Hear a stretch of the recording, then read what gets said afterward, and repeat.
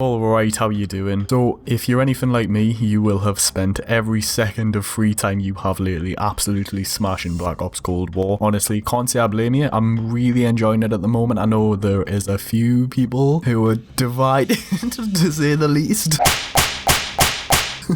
There is some issues.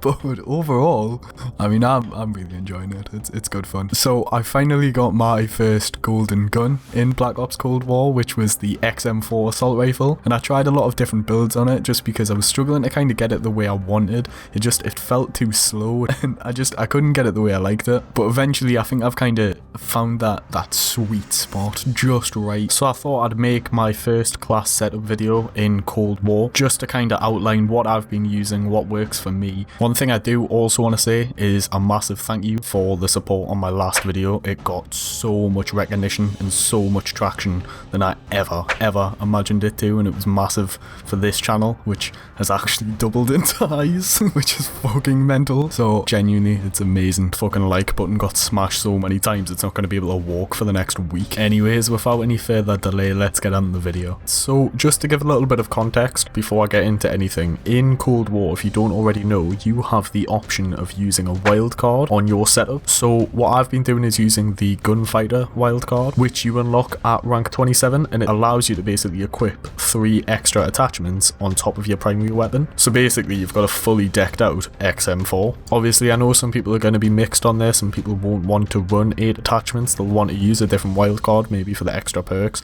So don't worry, I'm not going to fuck up your class right away. I did try it with both. I was kind of messing around with 5 attachments and a different wildcard, and then 8 attachments and the current wildcard, and this one's just my favorite, but I do think 5 attachments and some extra perks is also very effective, so I'll be covering both. Getting into the first step, taking a look at the XM4, I'm running the Hawksmoor optic. If you're not a fan of this, you can swap it out for the diamond back reflex. Early on I would suggest just using the millstop reflex if you don't have many weapon levels. I think it's like the first one, and each one I've mentioned are all the exact same magnification, 1.37, and it's going to be much better than iron sights anyways. The iron sights on this gun aren't too bad, but given the option, I think I'd always take some sort of optic. On the muzzle, I'm running the agency suppressor. I wasn't a very big fan of this in the beta, if I'm being honest, but it does help with the recoil in comparison to the regular suppressor at the expense of bullet velocity and effective damage range. I think it's very subjective. I mean, it depends how much you really care. I think bullet velocity in this game, it's basically how fast bullets come out of your gun, and the way the MP5 is fucking tearing through everyone at the minute, you might not want to be giving up bullet velocity, but it is subjective. All I can say is I've been using it, and the agency suppressor for me works quite well. If you're not high enough level, I would say just use the regular suppressor. It's probably better than running nothing, especially on those early levels. The barrel is the 13.7 inch takedown for the insane damage range to balance out the agency suppressor, and it only comes at the expense of sprint movement speed. For early levels, I'd go with the 13.5 inch reinforced heavy barrel. It's a bit more costly in terms of movement, but it shouldn't be too big of a problem for you anyways. It just depends how you're playing. If maybe you're valuing movement quite a lot and you want to run around with it, then maybe this isn't the choice for you. Again, I just know it's an alternative to the 13.7, which is what I'm using constantly. Right, so the body of the gun. I was trying out lasers for quite a while so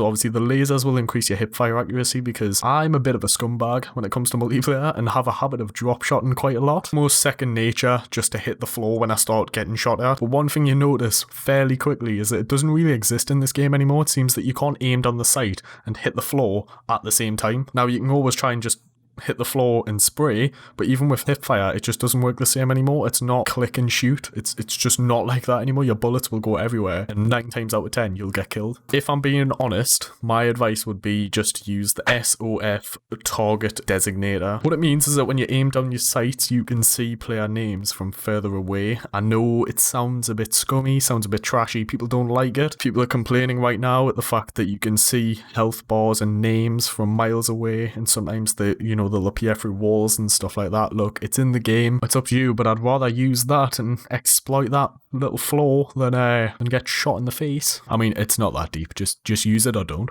Like, if you're against it, fair enough, you know what I mean? With the underbarrel, you want to go with the field agent grip. For lower levels, you'll just want to run the standard foregrip. Aim assist is very strong in this game, shall we say. I'm not trying to start another argument, and I'm 100% confident there will be a change, but in the current climate, you want to make sure your recoil is as low as possible and you have your aim dialed in. If you can't control the recoil, you're going to lose the majority of your gunfights. And don't worry, it's not because you're shit, it's because everyone's running around with an MP5 and they've got aim assist like they're using a fucking Black Ops 2 mod menu. But you know, we're not here to judge. Right, on the magazine, I just run 40 round mags, which is the first unlock. 40 rounds in one magazine and more starting ammo at the expense of a bit of a slower reload time, which isn't that slow anyways, realistically. Once you start messing around with the other magazines, it starts to mess with your aim down sight speed, which just gets on my nerves so much. You could use the jungle style mags as they have a quicker reload time and it doesn't change your aim down sight speed, but personally I'd rather have the extra 10 bullets. With the longer time to kill in this game, 10 bullets is going to make a huge difference if you can land your shots. Put a 50 round magazine on the gun, it just feels slow and I don't know, it's just not for me realistically. So I ended up sticking with a 40 and it is the first unlock. On the handle I used the airborne elastic wrap, however lower level I would just use the field tape. The field tape is still a viable option even when you've got a maxed out XM4. I just like the elastic wrap because on top of the flinch resistance, it also greatly increases your ADS. So again, you know, I'm all about that fucking aim down sight since I can no longer spray and hope. Finally, the stock, I would use the radar pad. It really hits your hip fire accuracy massively. But because of the other attachments, shouldn't really matter too much anyways. You're gonna have wicked ADS by now, you know what I mean? You're gonna be able to fucking press the button, and before the other guy even knows what's happened, you're already looking at him and watching the bullet go into his skull. Anyways, it also has the best sprint to fire time and aim walking movement speed for all stocks. For lower levels, a good alternative is the Duster stock. And that, again, it's all just opinionated, it's subjective. If you disagree, I'm sorry. Please don't hurt us. Please don't call me nasty names. Right. If you're using an alternative wildcard and you're not going with the wildcard that gives you 8 attachments, here's what I would do. If I'm being honest, I would probably remove the barrel attachment, the body attachment, and the stock attachment on the gun. This means what you'll have left, you'll still have an extremely versatile weapon, and if you want to go ultra sweaty, you could even remove the optic and keep one of the 3 attachments I just mentioned, but it does mean you'll have to get adjusted to the iron sights if you're not already. So for the secondary, I would run a Sigma 2. It's not the best, but it can auto-lock onto enemy kill streaks, so like spy planes, attack choppers, etc. And it will actually take down a spy plane in one hit. It's quite quick to pull it out and shoot it and put it out.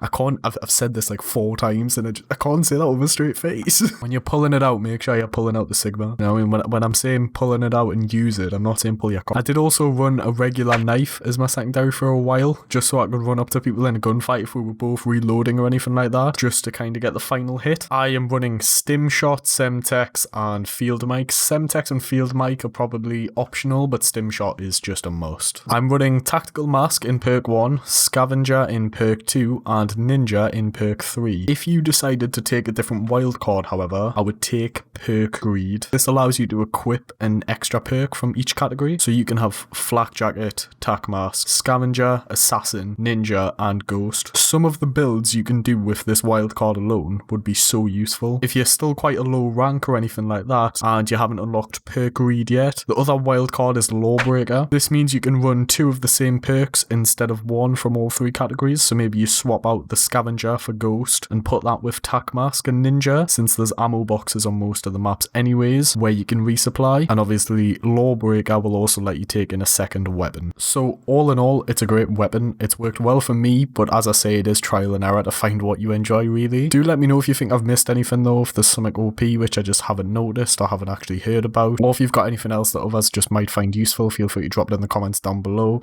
And if you have made it this far, thank you so much. If I could ask you to leave a like on the video, that would be really appreciated, just so we can get the video out to more people like yourself. And I mean, while you're down there, I upload weekly videos, so you know, you might as well subscribe.